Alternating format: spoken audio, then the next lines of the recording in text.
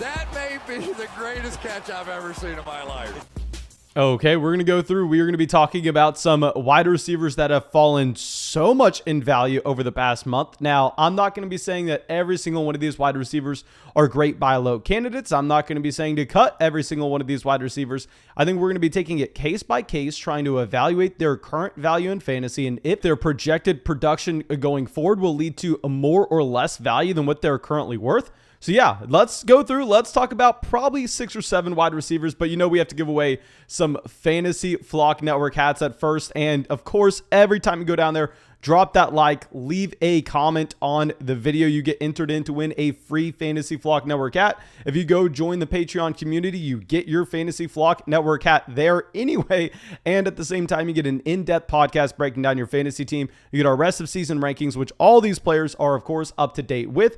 You get our dynasty rankings. You get in dynasty leagues with us in the offseason. There's so much fun stuff going over there on Patreon. And also, go sign up for Underdog Fantasy. Use promo code FLOCK when you sign up for Underdog Fantasy with promo code FLOCK. That first deposit you make, Underdog Fantasy matches $1 for $1 up to $100. Please make sure you take advantage of that. You can find the link in the description of the video. There'll be player props up on the screen, so you can kind of see the player props that you can go and bet on over there on Underdog Fantasy, available in damn near every single state.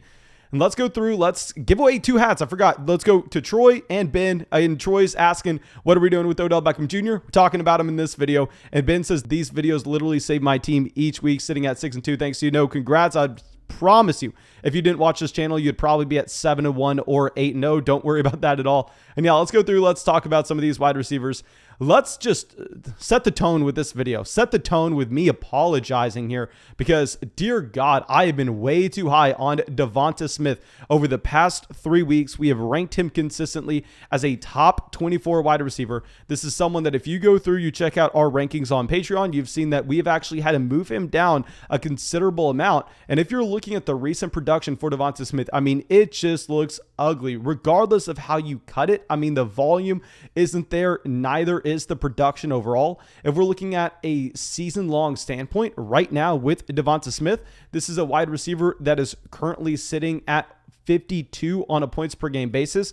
This is like a different point than what you've actually had with Smith through the first and second half of the season. Or if I'm going to go through and we're going to cut this off, let's look at the first month of the season, weeks 1 through 4. And then here with Smith, you're going to see that he had 2 down performances at the very beginning of the season.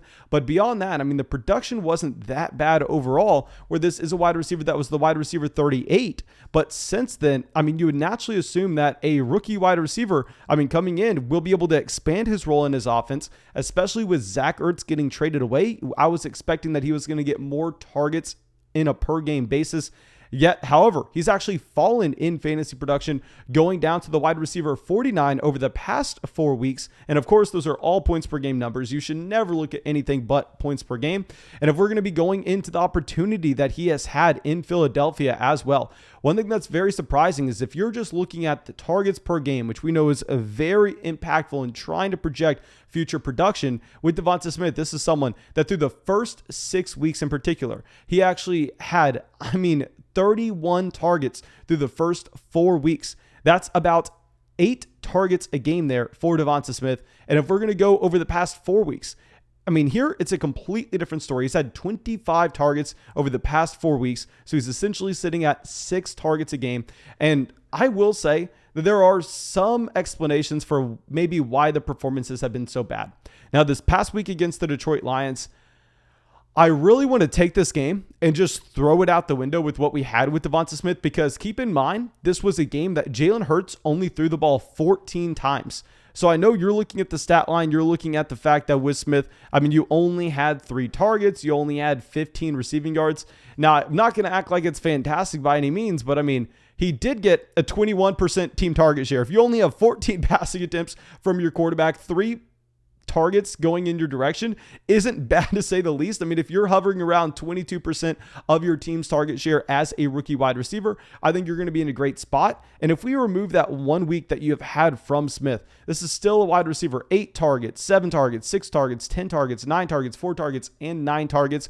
Based on the talent that he was at Alabama, I think that the inefficiency we have seen so far this season with Smith will go in the opposite direction. And he hasn't even been that bad from a yards per target standpoint. You're looking at Smith so far this season. He's had 421 receiving yards off of 56 targets, which of course is not fantastic, but it's not that bad for a rookie wide receiver. Now, what really stands out is the fact that the touchdown rate is so damn low with Devonta Smith, where he's only had 1 touchdown through 56 weeks. We know that touchdown rate is the least predictive thing that you're ever going to find in fantasy. We know that's volatile week to week, season to season. We know that with touchdown rates, I mean, if you have that player that's only had 1 touchdown with 50 plus targets, that represents a clear buy low opportunity.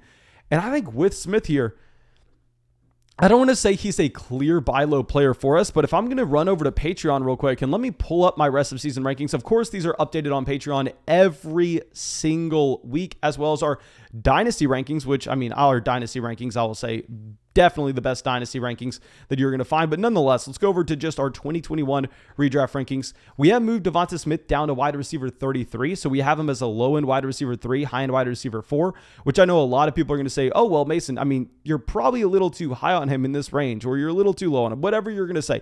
What I know is I know that you can go through and probably trade some of these players that are currently ranked behind Devonta Smith, and you can trade them for Smith. I mean, some of these players that we currently have ranked behind him, someone like Rashad Bateman, I think you could potentially make that swap. I mean, Kadarius Toney, I would love to trade Toney for Devonta Smith, just looking at their overall prospect profiles coming into the NFL, looking at the fact that Smith has flashed as a rookie. It's not like, I mean, he's been just completely disappointing and hasn't shown us anything. No, he has shown us flashes. He just hasn't shown us the consistency, but neither has Kadarius Toney. So I think I would prefer on the wide receiver that we liked significantly more coming into the NFL and coming into this season.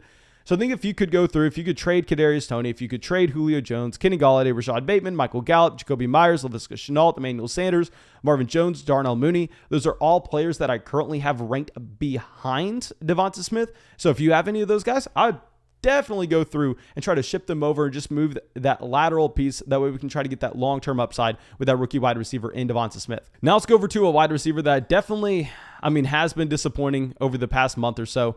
Let's go over to DeAndre Hopkins. And if you're looking at a points per game standpoint with Hopkins so far this season, of course, I mean, he is not at the very bottom of the NFL, but he's still been pretty damn bad. He's been the wide receiver 21 on a points per game basis. He just had a very disappointing performance last Thursday against the Green Bay Packers. And right now, we really don't know if he is healthy. I mean, he didn't practice yesterday. He didn't practice the day before that. He didn't practice today. And I'm recording this as of November 5th.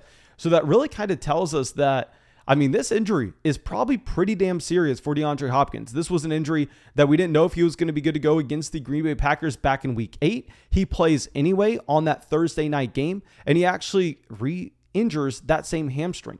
So now we're looking at DeAndre Hopkins going, okay, well, how healthy is he going to be going forward? He's coming off a week where he only had 2 targets, 2 receptions, and 66 receiving yards. But keep in mind, he wasn't healthy that game. He tried playing, but he couldn't make it through it. He re-aggravated the injury, and he only came away with 8 fantasy points. But one thing that I want to point out is if you watch that game, he had that face mask call. I mean, if he didn't have that face mask call, he would have scored the long ball touchdown there. Instead of having 8.5 fantasy points, he would have had closer to about 16 fantasy points, which of course would make everybody view DeAndre Hopkins in a completely different light than they currently do. So I think that this is just one random occurrence that I don't want to be reading too much into.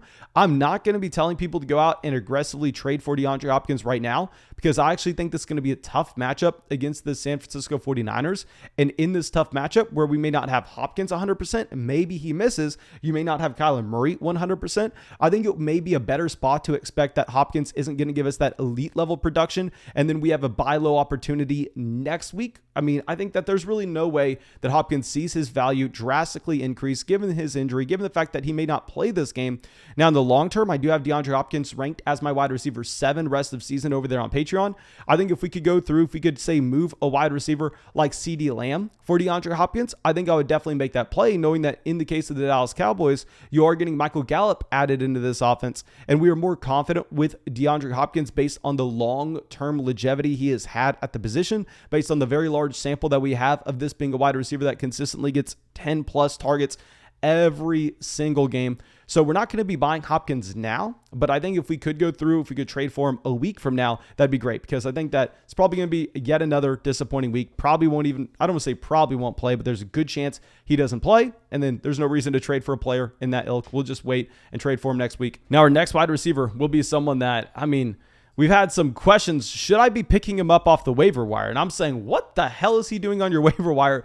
Julio Jones. So with Julio Jones, right now he's the wide receiver 58 on a points per game basis so far this season. I mean, this is a wide receiver that also has not given you many games played at all. I mean, he played the first 3 weeks. He played weeks 6 and week 7.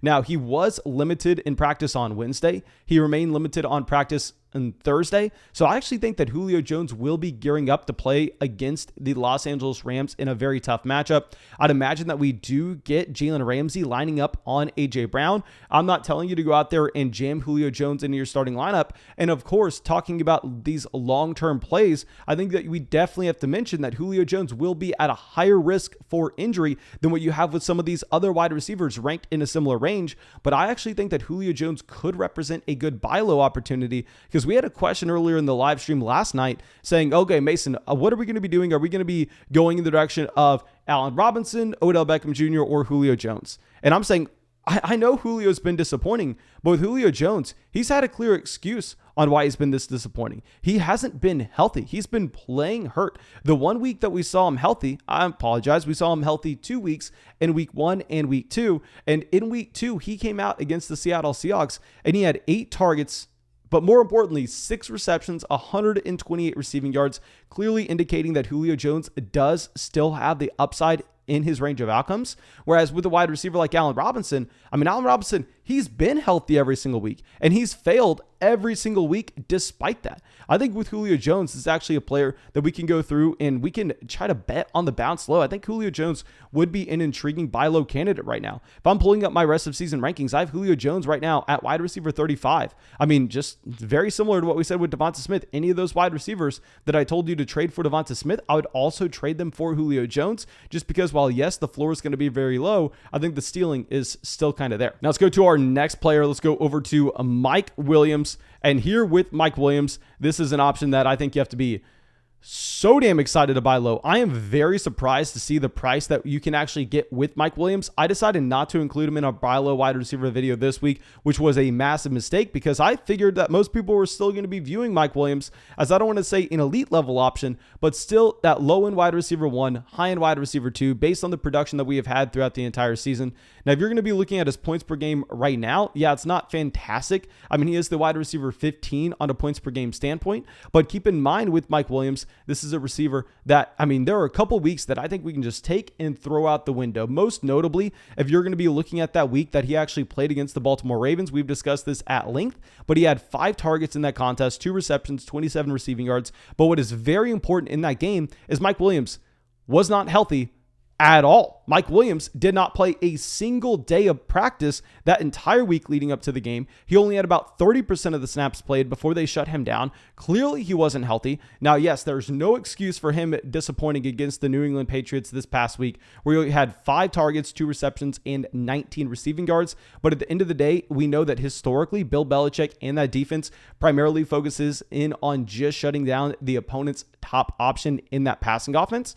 Now, if we're going to be going through and let's look at what we actually have if we remove that one game. Let me bring out my little calculator here on the computer. Let's bring out that one game against the Baltimore Ravens. It wouldn't be fair to remove the game against the New England Patriots because he was healthy in that contest. But if we're going to be looking at the fact that he's scored 123.7 fantasy points this year, let's remove the 4.7 points he scored against the Baltimore Ravens. And let's see what his points per game average is with that Baltimore Ravens game removed, and here that you're actually going to be looking at a 6-week sample. So we're going to divide 119 by 6. You get 19.83 points per game for Mike Williams. That would be good for the wide receiver 6, only behind Jamar Chase, Devontae Adams, Tyreek Hill, Deebo Samuel, and Cooper Kupp. And that's including this past disappointing week against the New England Patriots. And that's including his disappointing week that he had back in week 4, where there's no excuse for him to only score 2 points against the Raiders. The highs are so high with Mike Williams. I think that you just kind of have to take the lows as they come. I think that you're going to see a bounce back with this entire Los Angeles Chargers offense going forward. Later on in the season, they have some great matchups. They get the Giants, the Chiefs, the Texans in weeks 14, 15, 16. So yeah, I'm really going to be making the bet on the bounce back with Mike Williams and this entire offense. Now let's go over to our next wide receiver, and let's go talk about someone that's striking to see the fall off over the past 4 weeks. Let's talk about DJ Moore here. Now with DJ Moore, this is a wide receiver that through the first 4 weeks, I was like, hell yes, we are getting the breakout that we've always wanted from DJ Moore. We're getting him to be that mid wide receiver 1 in fantasy. I was the first person to run over there to Patreon and drastically move him up our rankings. But since then, we actually kind of have to, take a step back and go, okay, what exactly are we looking at with DJ Moore? Because if you're looking at the first 4 weeks for DJ Moore, let's just run through the numbers here. 15 points, 21 points, 20 points, 31 fantasy points. So with DJ Moore, he's averaging about 22 fantasy points per game. If he was able to maintain this throughout the entire season, he would be easily a top 5 wide receiver currently in fantasy. But then let's look at the past 4 weeks that we have had with DJ Moore. 8 points, 13 points, 13 points, 10 points. It's just been a stat line essentially cut in half. Now, one thing that I really want to talk about is what changed in this offense. You had a very big change in quarterback play with Sam Darnold, who is drastically worse over the past month than he was at the beginning of the season. And I will say there are a couple reasons for this. One, I would be lying to you if I didn't act like, he had a very easy schedule through the first couple weeks here. He played the Jets week 1. He had the Texans week 3. There were some tough matchups mixed in here. Actually, this may not even be a solid argument about the strength of the schedule because you have the Saints in week 2, the Cowboys in week 4. Over the past 4 weeks, these matchups aren't much tougher than that. The main thing that changed, and we kind of said this, we said this as soon as he was injured, but Christian McCaffrey is one of the very, very, very few exceptions at the running back position that when he does go down, it's going to tank the offense. When he does go down, I very rarely say this about any running back at all. If you tell me, hey, Mason, David Montgomery is playing versus not playing for the Chicago Bears this week, how many points do you think David Montgomery is going to add to Chicago's total if you're talking about Las Vegas? I go 0, maybe half a point. It really makes no impact at all. Running backs are plug and play options. Running backs don't really matter too much in changing the efficiency of an offense. But you tell me that same thing with the short list of running backs that include guys like Christian McCaffrey, Alvin Kamara, as well as Derrick Henry. And there, I think you have to be lowering your expectations for the entire offense, picking up first downs, having trips to the red zone. Because if we're going to go through, look at the first 3 weeks that you had with Sam Darnold. Sam Darnold, in particular, he averages about 22 fantasy points in games that Christian McCaffrey's playing. With DJ Moore, he's out here averaging 20 fantasy points a game in games that Christian McCaffrey's playing. However, in the second half of the season, this production gets damn near cut in half. I don't think that's a coincidence. I think CMC is such a driver of this Carolina Panthers offense that his return will help pretty much everybody in the offense in general based on, yes, he's going to be taking away some of the volume, but the efficiency is going to go through the roof. So I honestly think you want to be, I'm going to say betting on a large bounce back from DJ Moore, but if we can get a decent value on him, I definitely would look to do so. I currently have him ranked as our wide receiver 13. I actually have DJ Moore ranked ahead of someone that we loved coming into the season in Chris Godwin. Y'all know nobody was higher on Chris Godwin than we were. I had Chris Godwin ranked as a player that you should be drafting in the 3rd round. I had him ranked ahead of someone like Terry McLaurin.